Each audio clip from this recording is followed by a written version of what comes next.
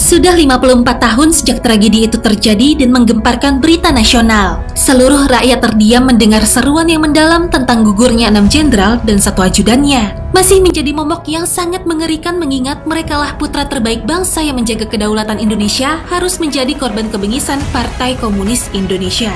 Berlokasi di Lubang Buaya, Jakarta Timur, disinilah para pahlawan revolusi harus meregang nyawa guys. Sumur dengan kedalaman 12 meter dan diameter 75 cm yang sangat sempit harus menjadi saksi bisu atas kekejaman PKI. Lalu bagaimanakah aksi pembantaian itu bisa terjadi?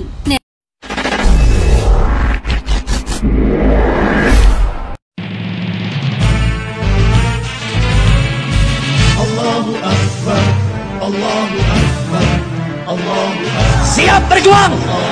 Angkat tangan semua, takbir. Takbir. Takbir. 10 SPKI. Dalam rangka usaha pengerebutan kekuasaan di Indonesia, Partai Komunis Indonesia melakukan gerakan di tanggal 30 September dengan memperalat para jenderal. Tentu saja tujuan utama PKI adalah membentuk ideologi pemerintahan menjadi komunis. Biar diganti ideologi negaranya dari Pancasila jadi komunis ya, gitu.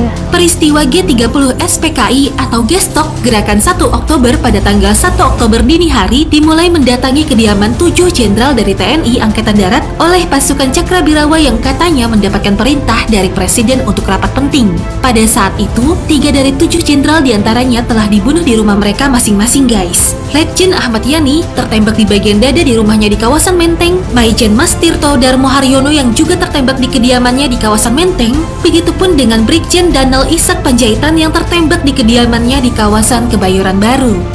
Tentu saja hal ini menjadi momok yang sangat menyeramkan mengingat keluarga mereka semua harus menyaksikan tragedi itu guys. Ketiga target lainnya yaitu Maijen Suprapto, Maijen Siswondo Parman, dan Brigjen Sutoyo pun ditangkap secara hidup-hidup. Sedangkan Jenderal Abdul Haris Nasution yang menjadi target utama kelompok pasukan yang mengaku dari Cakrawirawa tersebut berhasil kabur setelah berusaha melompati dinding batas kedubes Irak. Sebagai gantinya, ajudan dari Jenderal Aha Nasution pun dibawa menuju Lubang Buaya, Jakarta Timur. Disinilah tempat para jenderal disandera guys. Jenderal-jenderal yang masih hidup seperti Suprapto, Sutoyo, dan Parman beserta Kapten Tendian pun kemudian disiksa dan menjadi ganyangan pasukan PKI.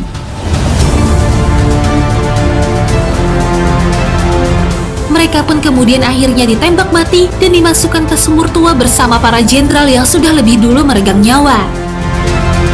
Gak bisa dibayangkan betapa sadisnya saat itu guys. Terlebih sangat gak layak memasukkan 7 total jenazah ke lubang sumur tua yang sangat sempit. Akhirnya mereka pun ditemukan 3 hari kemudian sejak pembantaian yang amat sangat keji di tanggal 1 Oktober itu. Dan di tanggal 5 Oktober, jenazah mereka pun disemayamkan di Taman Makam Pahlawan Kalibata. Menurut saya sih, dengan saya berkeliling di Museum Lubang Buaya ini, saya melihat dari semua sejarahnya, mereka itu kejam sih menurut saya, jahat sih, gak ada kemanusiaan banget. Yang sekarang menjadi rekreasi kita, dulu merupakan tempat mayat yang bergelimpangan, terbujur tanpa nyawa di sepanjang jalanan menuju kota tua.